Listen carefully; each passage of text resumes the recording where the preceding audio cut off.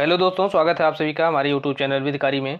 दोस्तों, इस वीडियो में हम टीपीए अर्थात संपत्ति अंतरण अधिनियम से संबंधित एमसीक्यूज को सॉल्व करेंगे और यह इस सीरीज का दूसरा वीडियो होगा।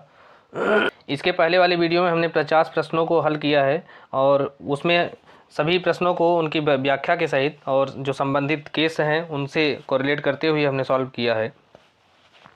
इस वीडियो में हम आगे के प्रश्नों को देखेंगे, हल करेंगे और सभी प्रश्न जो है उनकी जो सेक्शन वाइज सीरियल से होंगे ताकि आपको भी रिवीजन करने में आसानी हो।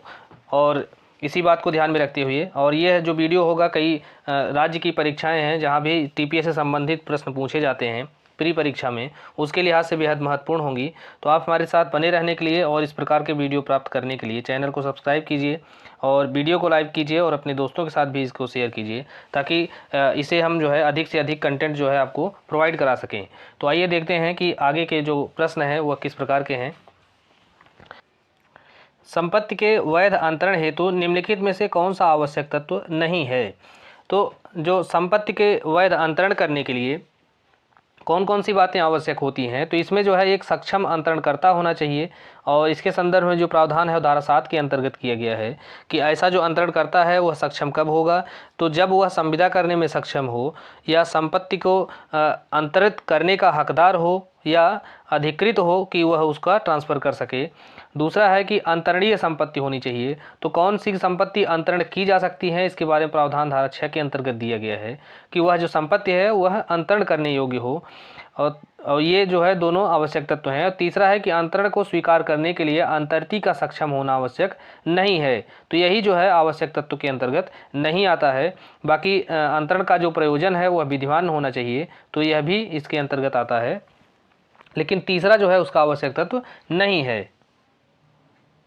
नेक्स्ट है संपत्ति अंतरण अधिनियम की विभिन्न धाराओं में से किस धारा में कहा गया है कि किसी मामले में यदि स्पष्ट रूप से लिखित में नहीं मांगा है तो संपत्ति का जो अंतरण है वह बिना लिखे भी किया जा सकता है। तो अर्थात मौखिक अंतरण के बारे में यहाँ पूछा जा रहा है कि मौखिक अंतरण के बारे में जो प्रावधान है वो धारा 9 के अंतर्गत किया गया है। और धारा 9 के अनुसार हर उस दशा में जिसमें विधि के द्वारा कोई लेख अभिव्यक्त रूप से अपेक्षित नहीं है, तो ऐसी स्थिति में जो संपत्ति का अंतरण है वह मौखिक रूप से किया जा सकता है या लिखे बिना किया जा सकता है। नेक्स्ट है क अपना मकान ख को इस शर्त के साथ अंतरित करता है कि ख उस मकान को ग के अतिरिक्त किसी अन्य को अंतरित नहीं कर सकता है। तो यहाँ पर जो यह अंतरण है वह किस प्रकार का होगा? तो ऐसा जो अंतरण है वह विधिमान्य होगा, लेकिन इस पर जो शर्त लगाई गई है वह शर्त शून्य होगी और इसके बारे में जो प्रावधान है वह धारा 10 के अंतर्गत दिया गया है। और इसके अनुसार जो है जब संपत्ति को अंतरित कर दिया जाता है तो एक बार अंतरित यहाँ कर दिया गया ए को, अब इस शर्त के साथ अंतरित किया जाता है कि यह ए है, यह इस संपत्ति को बी सी या कहीं अंतरित नहीं करेगा, या किसी एक कोई शर्त लगा देता है कि अगर वो ट्रांसफ़र करेगा तो केवल इसे ही कर सकता है। तो ये जो भी शर्तें लगाएगा वो सारी शर्तें शून्य होंगी, क्योंकि यह जो ट्रांसफ़र हो गया तो अब जो है ए जिसके पक्ष में ट्रांसफ़र किया गया है तो वह उस संपत्ति का स्वामी हो गया और अब जो है उस संपत्ति को वह अपने अनुसार ट्रांसफ़र कर सकता है आगे। नेक्स्ट है क अपनी कृषि भूमि ख को बेचता है और शर्त रखता है कि ख उसमें केवल गेहूं बो सकता है और धान की फसल पैदा नहीं कर सकता है। तो यहाँ पर यह अंतरण वैध है, लेकिन ऐसी शर्त जो है वह शून्य होगी। तो यह जो चौथा विकल्प है कि सही है कि अंतरण वैध है लेकिन जो शर्त है वह शून्य है। नेक्स्ट है संपत्ति अंतरण अधिनियम की धारा 10 के अंतर्गत अन्य संक्रमण अवरुद्ध करने वाली शर्त जो है वह अंतरण को बनाती है। तो इसमें जो है शर्त जो है अवैध हो जाती है लेकिन अंतरण वैध बना रहता है, तो ये दूसरा विकल्प ही सही होगा। नेक्स्ट है क एक गृह ख को इस निर्देश के साथ विक्रय करता है कि वह इसमें रहेगा नहीं किंतु इसे केवल गोदाम या दुकान के लिए प्रयोग करेगा। तो यहाँ पर यह शर्त जो है वह शून्य होगी और अंतरण वैध होगा। नेक्स्ट है अ ने ब को पूर्ण रूप से मकान दान दिया और शर्त लगाई कि ब इस मकान में रहेगा। तो ऐसा जो दान है वह किस प्रकार का होगा? तो ऐसा जो दान दान तो वैध होगा लेकिन उसके साथ जो निर्देश दिए गए हैं वे शून्य होंगे। तो तीसरा विकल्प है कि जो दान है या जो अंतरण है वह वैध है लेकिन जो शर्त है वह शून्य होगा। नेक्स्ट है, संपत्ति अंतरण अधिनियम की धारा 10 के अंतर्गत निम्नलिखित में से कौन सी वैध शर्त नहीं है। तो पहला है, परिवार के बाहर संपत्ति विक्रय न करने की शर्त। तो यह शर्त लगाई जा सकती है कि अगर कोई अंतरण किया जा सकता है परिवार में तो वो बाहर अंतरित न की जाए, तो यह शर्त वैध होगी। दूसरी है कि अंतरक के जीवन काल में विक्रय न करने की शर्त। तो यह जो शर्त है वह धारा 10 के तहत वैध नहीं होगी। और दूसरे संप्रदाय के व्यक्ति को विक्रय न करने की शर्त तो यह लगाई जा सकती है। पट्टे की शर्त की वह जो है उपपट्टे पर नहीं दिया जाएगा, तो यह भी शर्त वैध है। लेकिन जो है अंतरक के जीवन काल में विक्रय न करने की शर्त जो है नहीं लगाई जा सकती है। नेक्स्ट, संपत्ति अंतरण अधिनियम की धारा 11 तब ही लागू होगी जबकि संपत्ति में जो अंतरित हित है वह पूर्ण हो या आत्यांतिक हो। और धारा 11 के अंतर्गत क्या प्रावधान है कि सृष्ट हित के विरुद्ध निर्बंधन। तो अर्थात जब एक बार कोई संपत्ति में किसी अन्य व्यक्ति का हित सृष्ट कर दिया गया, अन्य व्यक्ति को उसे हित प्रदान कर दिया गया, चाहे वो विक्रय के द्वारा हो, दान के द्वारा हो, तो ऐसी स्थिति में उस हित के विरुद्ध जो है कोई निर्बंधन नहीं लगाया जा सकता है। लेकिन जबकि ऐसा जो अंतरण होना हो वह पूर्ण हो, अर्थात वह विक्रय या दान के द्वारा किया गया हो। लेकिन जब वह सीमित अंतरण किया जाता है जैसे कि बंधक है, पट्टा है, तो ऐसी स्थिति में वहाँ पर जो है शर्तें लगाई जा सकती हैं। लेकिन आत्यंतिक हित अगर है तो वहाँ पर कोई शर्त लगाई जाती है तो वह जो है शून्य होगी। और इसके संबंध में एक बहुत लीडिंग केस है, वह है टल्क बनाम मोक्से का।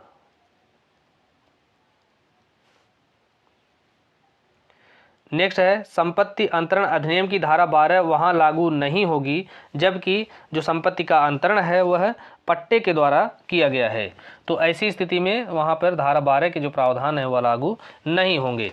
और धारा 12 के अंतर्गत क्या प्रावधान है कि दिवाले या अप्रयतित अन्य संक्रमण पर हित को पर्याय बनाने वाली शर्तें। तो इसका तात्पर्य है कि जब कोई संपत्ति जो है अंतरित कर दी गई है तो ऐसी स्थिति में कोई ऐसी शर्त लगाई गई है कि यदि जिस व्यक्ति को संपत्ति ट्रांसफ़र की गई है वह दिवालिया हो जाता है तो ऐसी दिवालिया होने की स्थिति में वह जो ट्रांसफ़र होगा वह शून्य होगा। तो ऐसी अगर कोई शर्त लगाई जाती है तो वह ऐसा जो शर्त होगी वह शून्य होगी। नेक्स्ट, यदि एक संपत्ति को इस शर्त के साथ अंतरित किया जाता है कि उसमें अंतर्ती के लाभार्थ सृजित हित उसके दिवालिया होने पर समाप्त हो जाएंगे, तो ऐसी शर्त जो है संपत्ति अंतरण अधिनियम की किस धारा के अंतर्गत शून्य होगी। तो अभी हमने बताया है कि ऐसी जो शर्त होती है वह धारा 12 के अंतर्गत शून्य होती है, क्योंकि जब संपत्ति एक बार ट्रांसफ़र कर दिया गया जिस व्यक्ति को, तो वह व्यक्ति चाहे वह आगे करोड़पति बन जाए या दिवालिया हो जाए, तो ऐसा जो ट्रांसफ़र है वह जो है रद्द नहीं किया जा सकता है। लेकिन अगर ऐसा कोई शर्त लगाकर किया जाता है ट्रांसफ़र कि उसके दिवालिया होने पर उसका जो ट्रांसफ़र वापस ले लिया जाएगा, तो ऐसी जो शर्त है वह शून्य होगी। नेक्स्ट है, अजात व्यक्ति के पक्ष में हित सृजित करने के लिए निम्नलिखित में से कौन आवश्यक है। तो अजात अर्थात जो अजन्मा व्यक्ति है उसको जो ट्रांसफ़र संपत्ति का ट्रांसफ़र है वह धारा 13 के तहत किया जाता है। और इसके लिए कुछ बातें आवश्यक होती हैं कि कब जो है किसी अजन्मे व्यक्ति के पक्ष में संपत्ति का अंतरण किया जा सकता है। तो उसके लिए आवश्यक है कि जीवित व्यक्तियों के पक्ष में पूर्ण या आजीवन कालीन हित का सृजन किया जाता है, ये कथन सही है। दूसरा है कि अंतिम जीवनकालीन हित समाप्त होने से पहले जो अजन्मा व्यक्ति है उसका जन्म लेना आवश्यक है। और तीसरी बात है कि अजन्मे व्यक्ति को आत्यांतिक हित दिया जाता है, न कि आजीवन हित। तो इस प्रकार से ये जो चारों बातें हैं यह चारों बातें सही हैं। अब धारा 13 में जो अजन्मे व्यक्ति के पक्ष में हित का जो है संपत्ति ट्रांसफ़र की जाती है, तो उसको देखेंगे कि एक व्यक्ति है जो कि अजन्मा है अर्थात वह पेट में है, तो इसके पक्ष में अगर कोई संपत्ति ट्रांसफ़र की जाती है तो इसकी ओर से एक व्यक्ति है जो कि जीवित है, यह इस संपत्ति को प्राप्त करेगा। और इसे जो है मरने से पहले अर्थात इसके पक्ष में आजीवन हित का जो है सृजन किया जाएगा और इसके मरने से पहले इस अजन्मे व्यक्ति को गर्भ से बाहर आ जाना चाहिए, अर्थात उसे पैदा हो जाना चाहिए। और जब जो है अजन्मा व्यक्ति पैदा होता है या अजन्मे व्यक्ति के पक्ष में जो संपत्ति ट्रांसफ़र की जाती है तो उसे एब्सोल्यूट राइट दिया जाएगा, अर्थात आत्यांतिक हित दिया जाएगा। तो इसमें जो आवश्यक तत्व हैं कि आज़ाद व्यक्ति के फायदे के लिए प्रत्यक्ष रूप से अंतरण नहीं किया जा सकता, क्योंकि यह जो पेट के अंतर है, गर्भ में है, तो उसको सीधे सीधे जो है संपत्ति ट्रांसफ़र नहीं की जाएगी, बल्कि इस व्यक्ति को ट्रांसफ़र की जाएगी और यह जो है एक ट्रस्टी के रूप में इस संपत्ति को उसके अजन्मे व्यक्ति के लिए धारण करेगा। दूसरी बात है कि जो अंतरण है अजन्मे व्यक्ति के फायदे के लिए होना चाहिए, और अंतरण जो है पूर्विक हित का सृजन करके किया जाता है। तो पूर्विक हित का तात्पर्य यही है कि ये जो अजन्मा व्यक्ति है उसकी तरफ से जो ए है यह संपत्ति को ग्रहण करता है, और जो ए है इसको जो संपत्ति जितने दिन के लिए दी गई है उसको उस अवधि के समाप्त होने से पहले उस अजन्मे व्यक्ति का जन्म होना आवश्यक होता है, और अजन्मे व्यक्ति को संपूर्ण हित दिया जाएगा उसको, और जैसे ही वह व्यक्ति पैदा होगा, जिस दिन पैदा होगा उसी दिन वह जो संपत्ति है उसमें निहित हो जाएगी। तो धारा 13 के आवश्यक तत्व जो हमने देखा है कि यही है कि अजन्मे व्यक्ति के फायदे के लिए प्रत्यक्ष रूप से किया गया अंतरण क्या होगा, शून्य होगा। अंतरण अजन्मे व्यक्ति के फायदे के लिए होना चाहिए, पूर्विक हित का सृजन करके किया जाना चाहिए, पूर्विक हित की समाप्ति से पहले अजन्मे व्यक्ति का जन्म होना चाहिए, और अजन्मा व्यक्ति जो है वह संपत्ति में संपूर्ण हित या आत्यांतिक हित प्राप्त करेगा। और अंतिम बात यह है कि अजन्मा व्यक्ति जन्म लेने के दिन से ही संपत्ति में निहित हित प्राप्त कर लेता है। नेक्स्ट है अजन्मे व्यक्ति के फायदे के लिए संपत्ति का सीधे जो अंतरण किया जाता है तो ऐसा जो अंतरण है वह शून्य होगा। नेक्स्ट है क ने ख को न्यास में ग के लिए संपत्ति अंतरित की तथा यह निर्देश दिया कि ख संपत्ति का कब्जा ग को तब देगा जबकि जो ग है वह 25 वर्ष की उम्र प्राप्त कर ले। तो ऐसी स्थिति में जो ग का हित है वह हित किस प्रकार का होगा, तो यहाँ पर जो ग का हित है वह निहित हित होगा। नेक्स्ट अ अपनी संपत्ति जीवन पर्यंत के लिए ब को और उसके बाद उसके अजन्मे पुत्र को जीवन पर्यंत के लिए अंतरित करता है। तो इस मामले में अजन्मे व्यक्ति के पक्ष में जो किया गया अंतरण है वह शून्य होता है, क्योंकि धारा 13 के अंतर्गत हमने देखा कि अजन्मे व्यक्ति को जीवन पर्यंत के लिए संपत्ति का ट्रांसफ़र नहीं किया जा सकता है, बल्कि उसे आत्यांतिक हित का जो है सृजन उसके पक्ष में किया जाएगा, अर्थात पूर्ण अंतरण उसको किया जाएगा। जीवनकालीन अगर अंतरण किया जाता है अजन्मे व्यक्ति के पक्ष में तो ऐसा जो अंतरण होगा वह शून्य होगा। नेक्स्ट है दोहरी संभाव्यता के नियम निम्नलिखित में से किस केस में प्रतिपादित किया गया। तो दोहरी संभाव्यता का नियम जो है व्हाइटबी बनाम मिशेल का केस है, इसी में प्रतिपादित किया गया था, और इसी केस में प्रतिपादित करते हुए यह कहा गया कि दोहरी संभावना इसे इसलिए कहा जाएगा क्योंकि यहाँ पर जो अजन्मे व्यक्ति के पक्ष में जो है संपत्ति का ट्रांसफ़र किया जाता है। तो इसका तात्पर्य यह है कि एक अजन्मा व्यक्ति स्वयं है, इसके पक्ष में कोई संपत्ति ट्रांसफ़र की गई और यह कहा गया कि यह इस संपत्ति को अपने जीवन काल के लिए ही यूज करेगा, इसके बाद यह जो संपत्ति है इसके भी जो पुत्र पैदा होगा उसको ट्रांसफ़र होगी। अर्थात यहाँ पर दो संभावनाएँ हैं, एक तो जिसके पक्ष में संपत्ति ट्रांसफ़र की जा रही है वह खुद अभी पैदा नहीं हुआ है, खुद वह जो है अस्तित्व में नहीं है, और दूसरी संभावना ये है कि जब यह पैदा होगा, इसका विवाह होगा, फिर इसकी जो संतान होगी उसके पक्ष में जो है संपत्ति ट्रांसफ़र की गई है। तो ऐसी स्थिति में इसे ही दोहरी संभावना का नियम कहा जाता है। हालांकि यह नियम जो है भारत में मान्य नहीं है, लेकिन व्हाइटबी बनाम मिशेल या माइकल के केस में इस नियम को प्रतिपादित किया गया था। नेक्स्ट, दोहरी संभावना के विरुद्ध नियम को निम्नलिखित वादों में से किसमें मान्यता मिली थी। तो यह व्हाइटबी बनाम मिशेल के केस में इसे मान्यता मिली थी, और यह गिरजेश दत्त बनाम दाता दीन का जो केस है यह भारत के न्यायालय के द्वारा इसमें निर्णय दिया गया था। हालांकि यह भी 13 से ही संबंधित है धारा, लेकिन यह दोहरी संभावना से संबंधित नहीं है। नेक्स्ट है संपत्ति हस्तांतरण अधिनियम की किस धारा में शाश्वतता के विरुद्ध नियम का उल्लेख किया गया है। तो यह उल्लेख जो है धारा 14 के अंतर्गत किया गया है। तो शाश्वतता के विरुद्ध नियम से तात्पर्य है कि किसी संपत्ति को शाश्वत या अनिश्चित काल के लिए उसके ट्रांसफ़र पर रोक लगा दिया ना ही शाश्वतता कहलाती है। तो शाश्वतता से तात्पर्य है कि एक संपत्ति जो है ए को अंतरित की गई कि वह आजीवन यूज करे, उसके बाद बी को उसके बाद सी को, उसके बाद इस तरह से उसे जो है कई पीढ़ियों तक के लिए उसको ट्रांसफ़र किया जाता है, ताकि उसे बीच में किसी के द्वारा जो है अंतरण अन्यथा किसी अन्य व्यक्ति को बेच न दिया जाए।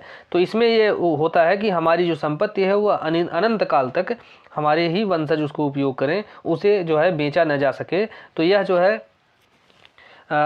अंतरण पर एक प्रकार से रोक है। लेकिन इसी धारा 14 का अपवाद जो है धारा 18 के अंतर्गत दिया गया है कि लोक लाभ के फायदे के लिए या जनता के कल्याण के लिए इस जो है ऐसा जो शाश्वत काल के लिए अंतरण किया जा सकता है, अर्थात उसे लंबे समय तक किसी अन्य व्यक्ति को अंतरित करने से रोका जा सकता है। नेक्स्ट है, कोई भी संपत्ति हस्तांतरण ऐसे हित सृष्ट करने के लिए प्रवृत्त नहीं हो सकता जो ऐसे अंतरण की तारीख को जीवित एक या अधिक व्यक्तियों के जीवन काल के पश्चातवर्ती प्रभावी हों। तो यह जो प्रावधान है वह किसके अंतर्गत आता है? तो यह जो प्रावधान है यह शाश्वतता के विरुद्ध नियम के अंतर्गत आता है, जिसके बारे में प्रावधान धारा 14 के अंतर्गत किया गया है।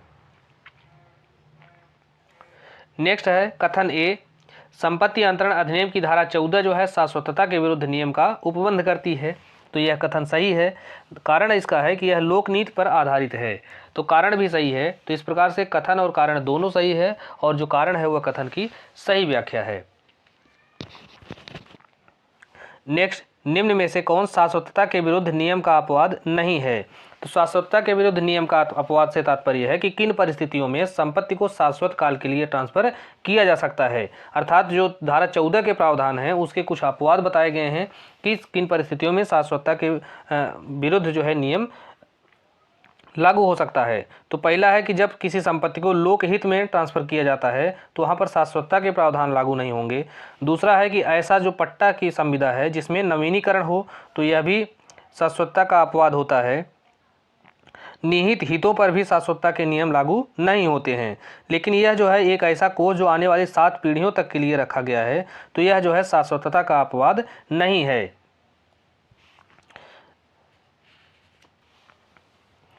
नेक्स्ट, निम्नलिखित में से कौन सा शाश्वतता के विरुद्ध अपवाद नहीं है? तो पहला है कि ऐसा कोष जो आने वाले 7 पीढ़ियों के लिए रखा गया है, तो यही अपवाद नहीं है। नेक्स्ट है सुमेलित करने के लिए, तो विबंध द्वारा अनुदान का जो सिद्धांत है यह धारा 43 के अंतर्गत दिया गया है। प्रत्यासन का सिद्धांत धारा 92 के अंतर्गत है। संचयन का सिद्धांत धारा 17 के अंतर्गत, और शाश्वतता के विरुद्ध नियम धारा 14 के अंतर्गत। तो इस प्रकार से ये जो चारों हैं, यह चारों विकल्प सही सुमेलित हैं। नेक्स्ट है संपत्ति अंतरण अधिनियम की धारा 17 के अधीन अंतरण की तारीख से संपत्ति की आय का संचय करने की अवधि कितनी है?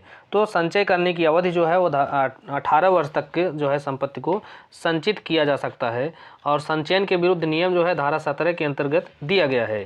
तो इसके अनुसार जो है किसी संपत्ति के अंतरण के निर्बंधन जब यह स्पष्ट करते हैं कि अंतरक जो है या अंतरणकर्ता के जीवन काल तक या अंतरण की तारीख से 18 वर्ष की कालावधि तक जो संपत्ति है उसको पूर्णतः या भागतः संचित किया जाएगा। तो यही जो प्रावधान है 18 के धारा 17 के अंतर्गत किया गया है, इसे ही संचयन के विरुद्ध नियम कहा जाता है।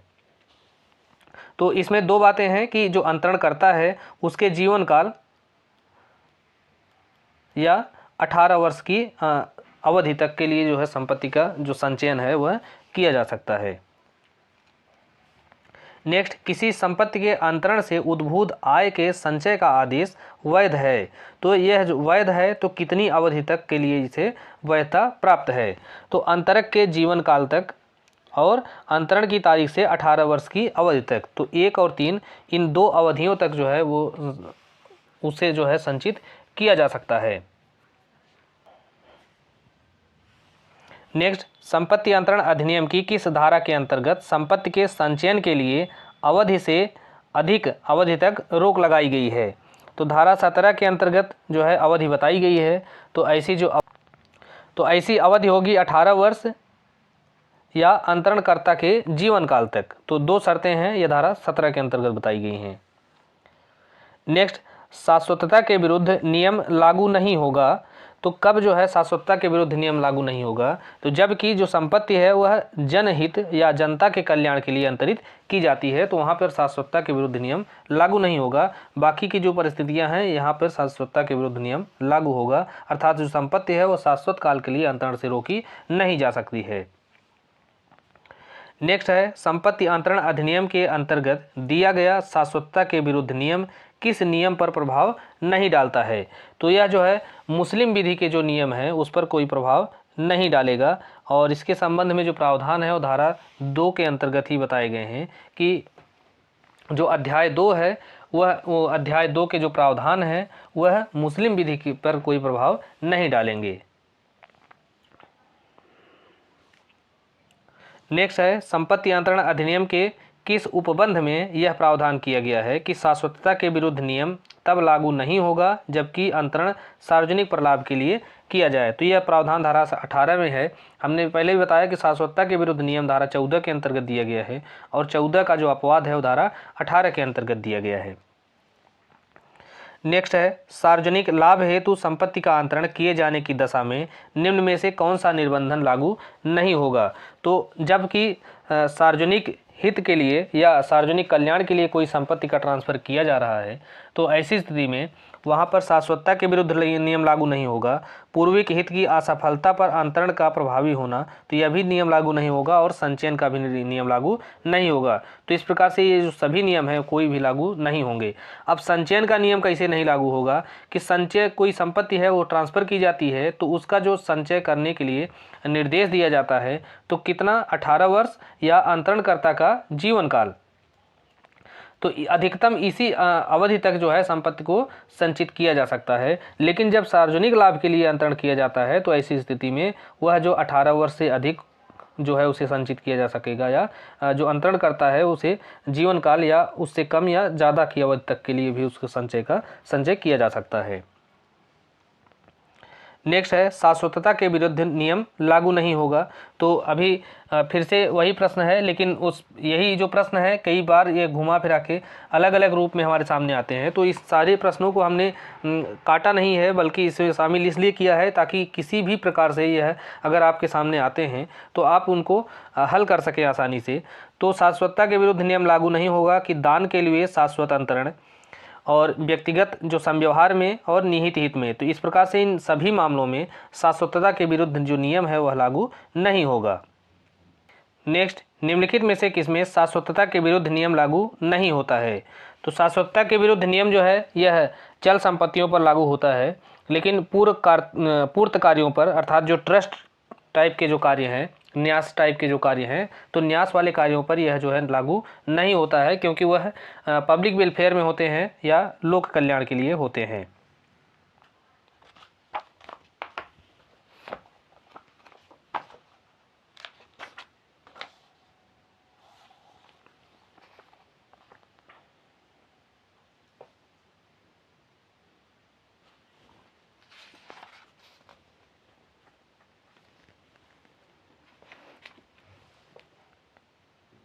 नेक्स्ट, संपत्ति अंतरण अधिनियम की निम्नलिखित किस धारा के अंतर्गत यह दिया गया है कि निहित हित कब्जा प्राप्त करने से पहले अंतर्ती की मृत्यु हो जाने से विफल नहीं हो जाता है, तो यह जो प्रावधान है धारा 19 के अंतर्गत दिया गया है और समाश्रित हित के बारे में जो प्रावधान है वो धारा 21 के अंतर्गत दिया गया है।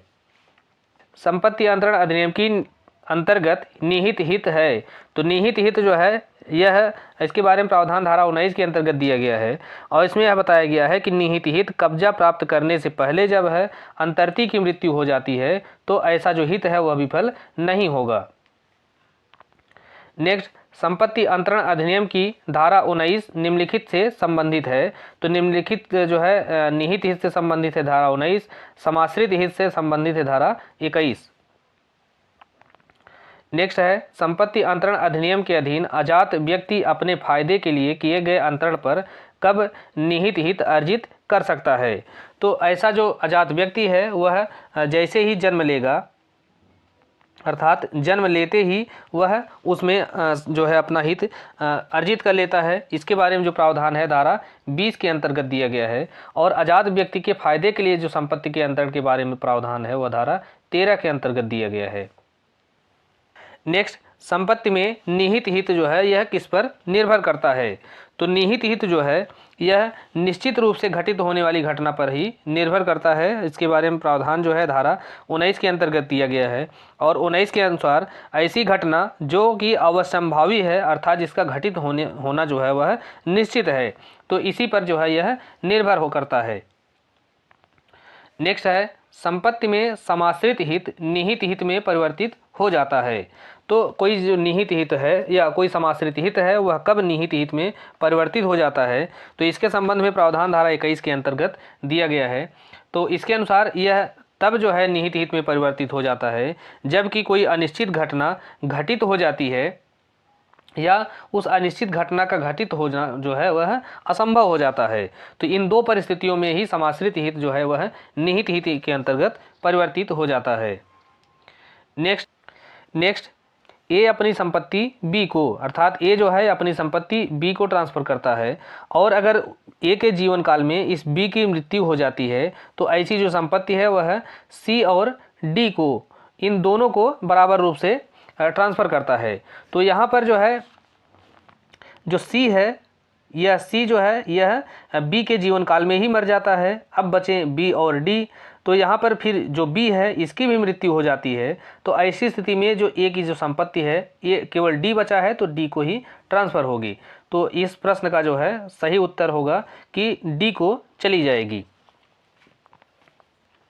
और यह जो प्रश्न है यह धारा 24 के दृष्टांत पर आधारित है, धारा 24 पर।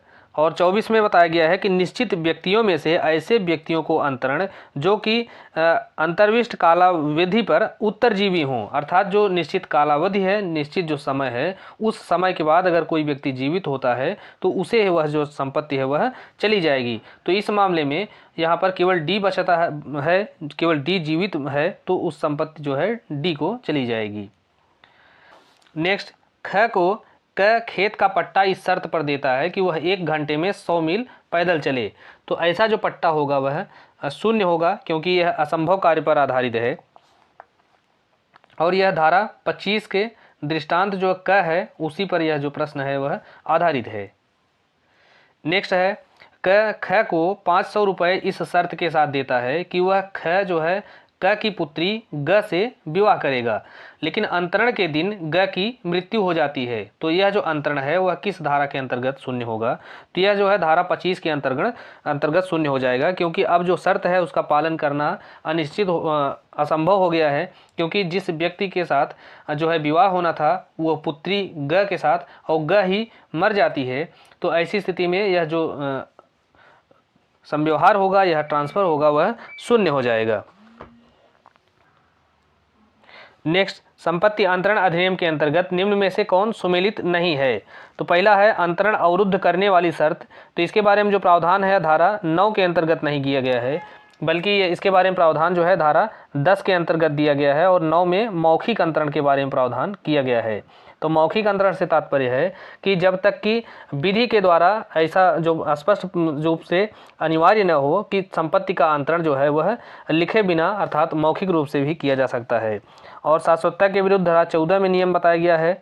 सशर्त जो अंतरण है उसके बारे में प्रावधान धारा 25 के अंतर्गत किया गया है। नेक्स्ट है, कौन सुमेलित नहीं है? तो इसमें से सशर्त अंतरण, तो इसके बारे में प्रावधान धारा 24 में नहीं है बल्कि धारा 25 के अंतर्गत दिया गया है। और इसके अलावा जो है यह निहित हित 19 में है, समाश्रित हित 21 के अंतर्गत है और शाश्वतता के विरुद्ध नियम जो है धारा 14 के अंतर्गत है। तो इस प्रकार से जो पहला विकल्प है यही सुमेलित नहीं है। नेक्स्ट है, संपत्ति अंतरण अधिनियम की निम्नलिखित में से कौन सी धाराओं में यह स्पष्ट है कि विधि जो है हित की निहित होने के पक्ष में है तथा हित के निर्निहित होने के विरोध में है? तो ऐसा जो सिद्धांत है धारा 26 में और धारा 29 के अंतर्गत दिया गया है। नेक्स्ट, संपत्ति अंतरण अधिनियम के अंतर्गत साइप्रस या तत्दृश्य का सिद्धांत का क्या अर्थ है? तो इसका अर्थ होता है कि लगभग करीब तक अर्थात यथाशक्य समीप इसे ही कहा जाता है। इसे ही अंग्रेजी में साइप्रस का सिद्धांत कहा जाता है। इसके बारे में प्रावधान धारा 26 के अंतर्गत दिया गया है।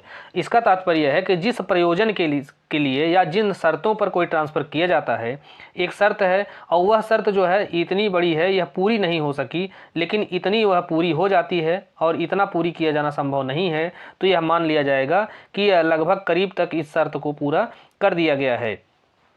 अब इसको जब हम इसका उदाहरण देखेंगे तो इससे जो है यह क्लियर हो जाएगा।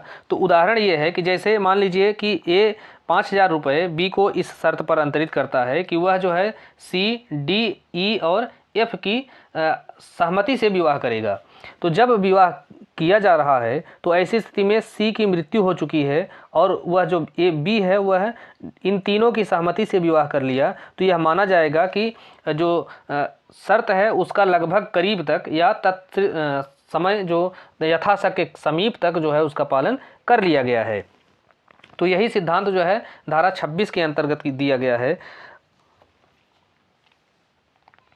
नेक्स्ट, एक्स इस शर्त पर वाई को 5,000 रुपये अंतरित करता है कि वह ए, बी और सी की सहमति से विवाह करेगा, और वाई जो है ए, बी और सी की सहमति के बिना विवाह करता है, किंतु विवाह के पश्चात उनकी सहमति प्राप्त कर लेता है। तो यहाँ पर यह जो शर्त है वह पूरी नहीं की गई है और यह जो प्रश्न है धारा 26 के दृष्टांत पर आधारित है।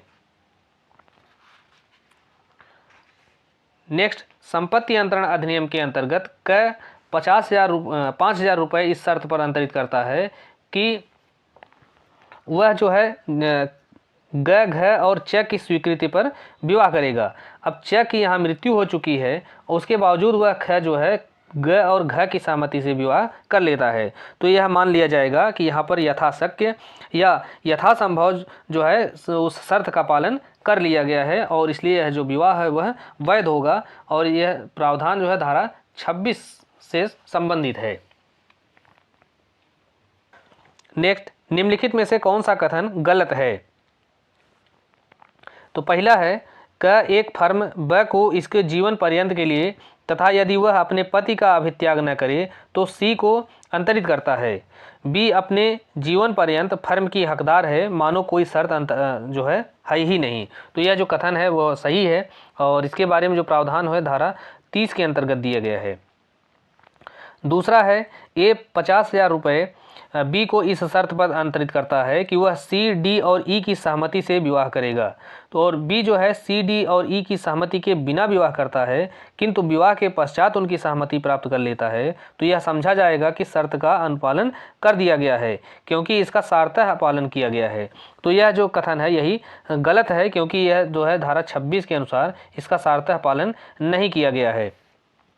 सार्थक पालन तब किया जाता जबकि वह सी, डी और ई की सहमति से विवाह करता या अगर इसमें से किसी की मृत्यु हो जाती और बाकी जो बच्चे पक्षकार हैं उनकी सहमति से विवाह करता, तब यह माना जाता कि उसने उसका सार्थक पालन किया है। इसके अलावा जो है एक जीवित व्यक्ति वर्तमान में अथवा भविष्य में स्वयं को संपत्ति का अंतरण कर सकता है, तो यह भी कथन सही है। इसके बारे में प्रावधान धारा 5 के अंतर्गत दिया गया है। जो संपत्ति का अंतरण की जो शर्तें हैं उस शर्तों का जो है अनुपालन में यह अंतरण किया जाता है। और चौथा भी सही है कि निहित हित जो है कब्जा प्राप्त करने से पहले अंतर्ती की मृत्यु हो जाने से विफल नहीं होता है। तो इस प्रकार से इसमें दूसरा विकल्प ही सही नहीं था, बाकी सभी सही हैं। नेक्स्ट है इस शर्त पर कि अ की मृत्यु के पश्चात ब 3 महीने के भीतर अमुक पट्टा निष्पादित कर देगा ब को, और यदि वह ऐसा करने में उपेक्षा करे तो स को 5,000 रुपये अंतरित करता है। और अ के जीवन काल में ब की मृत्यु हो जाती है तो स के विधिक अधिकार का विनिश्चय करने के लिए कौन सी धारा लागू होगी? तो उसके अधिकार का विनिश्चय करने के लिए यहाँ पर जो है धारा 27 लागू होगी और धारा 27 के अंतर्गत त्वरण का सिद्धांत या डॉक्ट्रिन ऑफ एक्सिलरेशन का जो है दिया गया है। और तो दोस्तों इस प्रकार से यह जो टीपीओ का दूसरा वीडियो था, इसमें हमने 50 प्रश्नों को सॉल्व किया है और कुल मिला के हमने 100 प्रश्नों को हल किया है और कोशिश किया है कि सभी प्रश्न जो है त्रुटि रहित हों और किसी भी प्रकार की कोई मिस्टेक ना हो, जिससे आपकी तैयारी में कोई बाधा ना आए, कोई संदेह ना उत्पन्न हो। तो आप हमारे साथ बने रहने के लिए हमारे चैनल को सब्सक्राइब कीजिए, ताकि और भी जो वीडियो हम डालें तो उसकी सूचना आपको समय समय पर मिलती रहे। धन्यवाद।